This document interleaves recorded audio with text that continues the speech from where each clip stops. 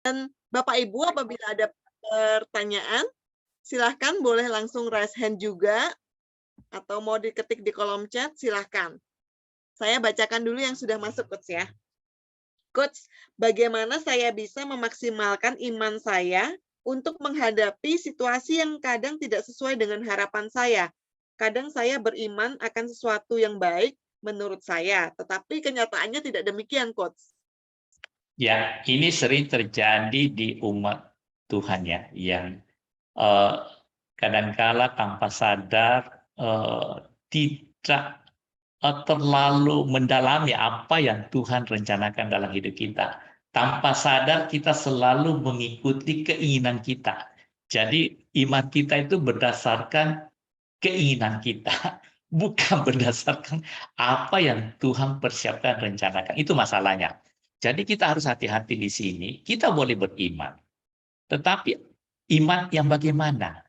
Apa yang kita harapkan? Kan itu iman kan selalu kita kaitkan dengan apa yang kita mau, betul nggak? Harus terjadi. Saya imani. Nah ini yang harus kita hati-hati.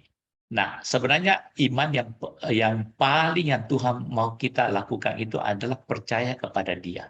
Itu aja sebenarnya. Percaya kepada Dia. Itu titik sudah. Nah, kita kan selain tambahin, saya imani, saya percaya tahun ini saya dapat mobil baru. Waduh, saya imani, percaya dalam 3 tahun saya pasti punya rumah. It's okay, semua boleh. Nah, itu sebenarnya iman untuk mendorong kita untuk bekerja lebih baik, ya, mempersiapkan diri lebih baik. Itu kan sebenarnya dari diri kita.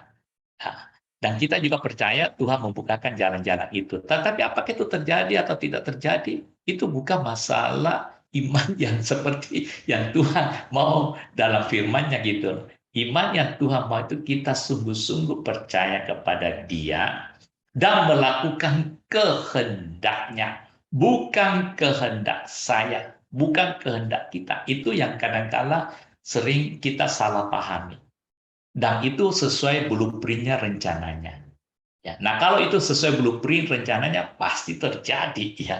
Nah kalau sesuai rencana kita ya tentu ada masalah-masalah yang akan kita hadapi semua. Nah ini yang mungkin saya harus tekankan kepada kita semua. Nah iman itu karena keinginan kita, ya bukan keinginan Tuhan. Nah itu tentu akan hadapi masalah. Tuhan juga tahu ini keinginanmu. Nah kalau saya berikan ini belum karena boleh gini seperti anak kita.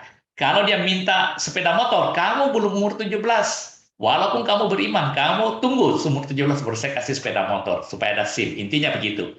Ya, kamu mau umur 12 minta-minta sama papi, mami, nangis-nangis enggak saya kasih, jungklan-jungklan enggak saya kasih, belum. Ya, tapi kalau umur 17, kamu minta SIM, minta sepeda motor, saya pasti kasih. Jadi sesuai rencana Tuhan, prinsip-prinsip Tuhan, dan kita imani pasti dikasih. Amin. Amin.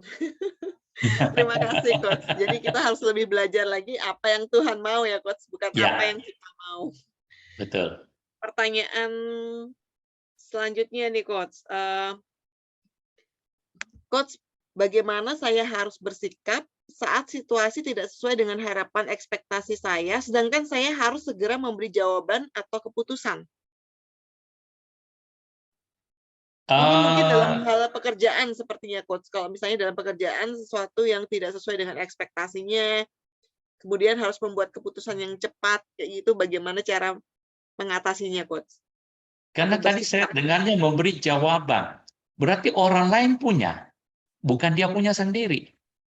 Berarti orang itu menaruh sesuatu ya target kepada dirinya. Ini Oh, kan oke. bukan, ya kelihatannya begitu. Bisa Ya jadi, memberi, Coach. saya nggak tahu. Ini kelihatannya pertanyaannya begitu. Karena kenapa dia harus memberi jawaban? Ya kan? Kalau ekspektasinya sendiri ya untuk dirinya sendiri aja. Nah kalau ekspektasi diri sendiri ya seperti tadi saya kemukakan, ya atasi aja semua. Kalau memang udah enggak, ya kalau bisa turunkan. Nah kalau seumpama itu memang orang punya dan Anda memang tidak sanggup ya kasih tahu. Saya akan coba ya seperti yang Anda minta. Ya saya usahakan my best. Tapi kalau enggak ya sorry kasih tahu aja terus terang. Kita harus berintegrasi. Udah saya coba semua tapi ternyata saya tidak bisa lakukan seperti Anda yang minta. Nah ini yang saya capek cuma segini. Ya, Anda minta 100, saya cuma bisa dapatkan 70 ya, kasih tahu aja. Atau saya cuma bisa dapat 50. Ya udah ini aja. Saya pikir simpelnya begitu aja kalau orang lain ya. Ya kalau ketika dia minta, kita lihat juga kesanggupan kita, apakah kita sanggup kerjakan. Jadi ketika dia udah minta kepada kita, ya kita kasih tahu. Kalau ini kemungkinan nggak bisa loh ya, tapi saya akan coba, nanti hasilnya gimana saya akan beritahu kepada Anda. Jangan pernah janji kalau Anda tidak sanggup sama sekali. Ya, itu intinya. Ya Tuhan memberkati. Terima kasih, Coach. Bapak Ibu silahkan apabila ada pertanyaan. Pak Donald mau bertanya? Saya udah lihat mau unmute itu, Pak. Silakan. Shalom. Baik, shalom Pak Donald. Lama tidak ketemu ini. Apa kabar? Malum, Coach. Tanya Malam. kegiatan. Oke, ya. Gimana Pak Saya mau Donald? nanya ini. Ya. Menurut Coach, kira-kira yang rentan itu di usia berapa sampai berapa orang sering mengalami yang namanya kecewa? Yang rentan lah. Ya, ini di apa tingkatan-tingkatan umur itu biasanya akan mengalami kekecewaan, tetapi akibat-akibatnya itu yang berbeda. Ya, kalau dibilang mengalami kecewa itu yang saya baca semua itu rata-rata itu mengalami semua. Tetapi yang paling rentan saat ini ya, ini yang saat ini yang paling banyak mengalami dan berat itu adalah di usia adolescence ya, antara remaja masuk ke pemuda. Ini yang paling rentan dan ini banyak yang menimbulkan pelarian-pelarian. Nah, kalau orang tua tidak menanganinya dengan baik, karena ini ada hubungannya dengan medsos yang begitu marak saat ini. Dan ini yang kasihan sekali. Nah, ini orang-orang, teman-teman yang di usia ini harus hati-hati dengan anak-anak ya. Karena ini yang saat ini yang sering banyak serangan. Bahkan kita lihat ya ada yang sampai bunuh diri atau apa, commit suicide. Nah itu yang harus kita hati-hati, itu yang rentan.